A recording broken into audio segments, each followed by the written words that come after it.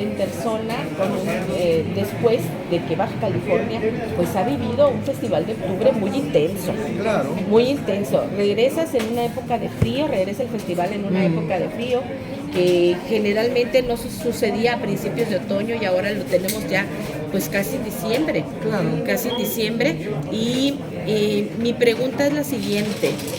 ¿Quién subvenciona el Festival Interzona? Sabemos que es un esfuerzo independiente, pero ¿cuál es la colaboración de las instituciones y del empresariado? Mira, Eunice, te comento inicialmente respecto a los calendarios. Echar un vistazo al trayecto histórico del festival y generalmente septiembre, finales, octubre y muchas veces en noviembre, ¿verdad? Entonces no nos apartamos mucho del patrón de trabajo en términos de temporalidad, ¿verdad? Y en materia del financiamiento del festival, bueno, buena pregunta.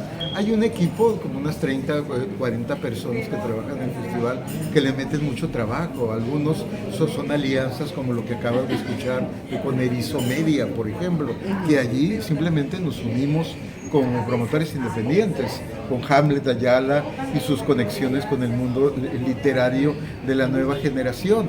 Sin embargo, hay que señalar que hemos recibido un apoyo del Colegio de la Frontera Norte, que estuvo presente en la mesa de presidium, nos apoya con autores y con elementos para darle cobertura a cierta logística, ¿sí? Con la Secretaría de Cultura de Baja California. Es la única institución con la que encontramos un camino de trabajo también, ¿verdad? Y pues también con el apoyo del CUT Universidad, en materia como de apoyo al festival, ¿verdad? Y es un apoyo un tanto relativo porque el festival tuvo épocas de financiamiento federal, con el Congreso Federal en su convocatoria que hacía cada año. Entonces trabajamos con un 10% del potencial del pasado, pero con mucha voluntad. Y como puedes confirmar, en el programa hay unas de 30, 40 actividades. Y que privilegiamos la calidad de las mismas. Porque está dedicado al libro. Al libro, bueno, aquí sabemos hay una vocación que, natural mía sí, hacia lo literario, ¿no? Y siempre tengo que estarme conteniendo al respecto. Pero aquí, por la cancelación de la Feria del Libro, sentimos, no solamente yo, sino muchos más, que debemos orientar nuestro trabajo hacia el fomento de la lectura, ¿verdad? De los grandes autores. Si te das cuenta, también yo una cosa que critico es que el trabajo de las instituciones anda en un plan como muy endogámico. Es decir, la reunión entre literatos locales, presentan su libro 5 o 7 veces.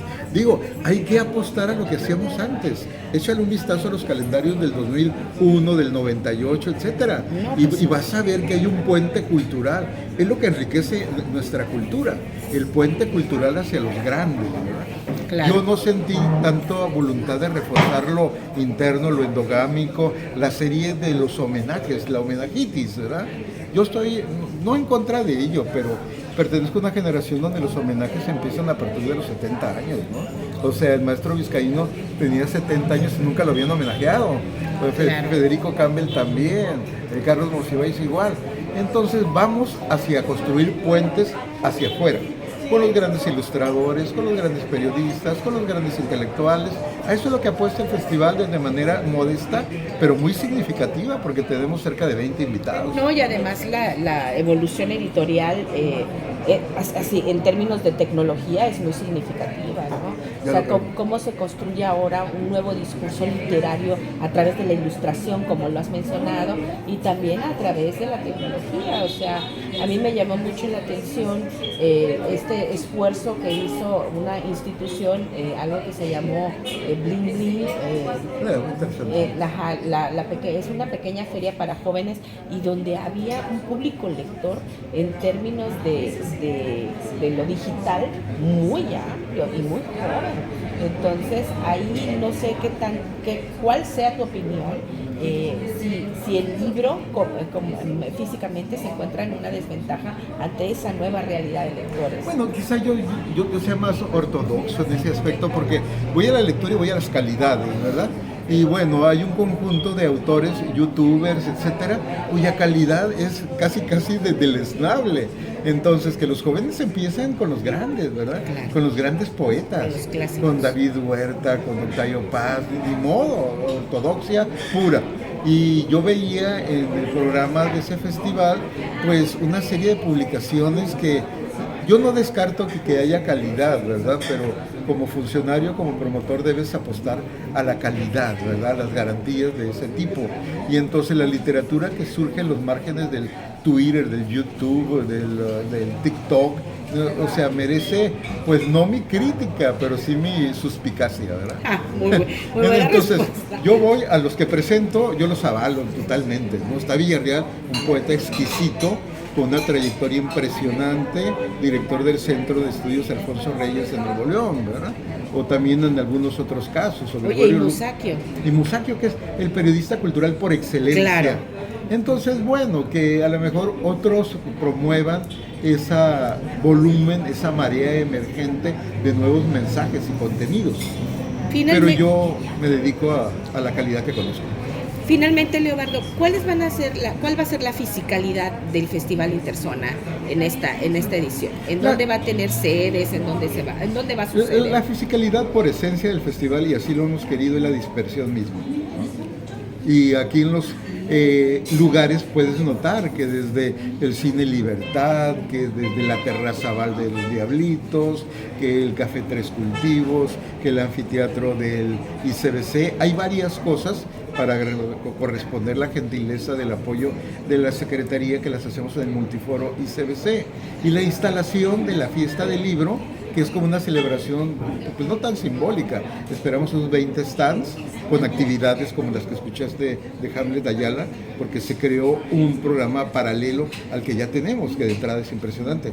Y hemos tenido confirmaciones y mucha voluntad y entusiasmo. Si tú ves, por ejemplo, lo que dijo Guillermo acerca de lo de Enrique Blanc y la banda elástica, para los que nos manejamos en el mundo editorial de aquellos tiempos, es una revista icónica, o sea, simbólica, que se daba en la frontera, y vendrían los editores de Los Ángeles y de Guadalajara para presentarla. Y cuando hablas del lugar y la fisicalidad, aquí yo quisiera, en homenaje a Octavio Hernández, que fuera en alguno de los lugares que él trabajó, ¿verdad? Claro. Y celebrar los 30 años de la banda elástica de la que él fue coeditor, ¿sí? Entonces es la presentación del libro de Gabriel Trujillo sobre el magonismo, que nos interpela a nosotros como tijuanenses por lo que sucedió en mayo del 1911 y el 22 de junio de 1911. Las dos grandes batallas, una para capturar Tijuana y otra para desalojar a los anarquistas, ¿no? Así es. Entonces tiene muchas lecturas, ¿no? Y con el poco financiamiento que tenemos tratamos de multiplicarlo, y con el apoyo de un equipo voluntarioso, integrado, alegre, etcétera, y el uso de los recursos de las TICs, ¿no? De las tecnologías de la información. Antes estábamos como determinados a lo que la prensa local nos quisiera dar en cuanto a difusión. Nunca recibimos gran cosa, porque yo he sido un gran crítico del periodismo cultural local, ¿sí? Que lo veo en franco desastre, ¿no? No, pues gracias. No, hay elementos como el tuyo, y te lo he escrito, ¿eh? Gracias. Te lo he escrito en un ICE, que es una excepción. Tú y otros 2-3 compañeros, ¿verdad? Pero para una ciudad con el potencial de Tijuana, es capital cultural de la frontera, siempre lo he dicho, a lo mejor y debo revisar ese concepto y todo, pero Tijuana es poderosa culturalmente. Sí, porque requeriría revistas culturales, suplementos, portales, etcétera, y no los tenemos. Hay excepciones, claro, notables, ¿no? Aquí vi a Almadelia Martínez, que sostuvo durante tanto tiempo el Bitácora. Y que además extraña mucho el Bitácora. Claro. Yo fui una colaboradora de Bitácora. Y yo lector, y seguidor de la publicación. Entonces a lo que voy, no es que haya totalmente un desierto, pero si hay 3 excepciones en una plataforma, en una plaza tan poderosa culturalmente, es que eso habla de una situación. Y las instituciones pues han tenido pues una conducta que está marcada por la pandemia y por la precarización de los presupuestos. Tú lo has comentado también. Claro. Y por la conducción un tanto errática en muchos casos, ¿no? Sí, también por la cultura, por el impulso al desarrollo cultural a modo, ¿verdad? A modo y a favor. Entonces, Sí, siguiendo quizá una ruta predecible. Eso que yo te apunto de lo endogámico sería mucho como de revisarlo intelectualmente, ¿verdad? ¿Qué sucede efectivamente? ¿La cultura es reunirnos todos cada 15 días? No, la cultura es tender puentes, es aprovechar la cultura binacional, es tantas cosas, es revisar críticamente, ¿no? claro, a fondo. Ahora sí que con lupa. Leobardo, ¿nos dices las fechas, por favor, del Festival Comenzamos Interzona? del día 17 de noviembre con la conferencia de Gregorio Luque sobre Sor Juana, que yo tenía el vago anhelo de que fuera en el cumpleaños de la monja, el 12, pero Sí. no, va a ser una semana después. Y cerramos con el concierto de Son Rompepera, aquí en el centro, con Erizo Medio. ¿En qué fecha cierra el festival? Es el 11 de diciembre. El 11 de diciembre, o sea que tiene una Sí, buena extensión. claro, y como te digo, en nuestra temporalidad y este calendario, a lo mejor hay que retrotraerlo, ¿verdad? Septiembre, como cuando empezamos. Era 15 de septiembre, 20 de septiembre, en adelante un mes. Ahora nos vamos a noviembre, pero ya con algunos antecedentes. Muchas gracias, Leobardo. Encantado, Eunice, de Y verte. me estarás viendo en de- algunos y eventos. de conversar. No, yo más encantada porque pues traes muchas cosas que a mí en lo particular, en términos de lo personal, me interesan. Claro, sí, como tú dices. hay que- Musacchio, Musacchio, o sea, sí. Claro. imperdible Musacchio, pues, o sea, No, pero un intelectual. hablar de Sor Juana un periodista, en el tiempo del natalicio de Sor Juana, creo que es verdaderamente en noviembre, importante. porque todavía Sí, es el mes del natalicio. Claro, y yo creo que todo noviembre debería dedicarse a Sor Juana. Yo creo que sí, yo soy un fan absoluto. Yo también. Y fíjate, hay otra cuestión, lo que tú dices es cierto. Inclinación hacia la literatura, pero también hacia la cinefilia, que es otra de mis marcajes personales, ¿verdad? Como director o programador o curador, como se diga, del festival, sí debo buscar la interdisciplinaridad, ¿verdad? Claro. Pero la literatura y el cine son dos paraísos personales. Sí, no me queda duda.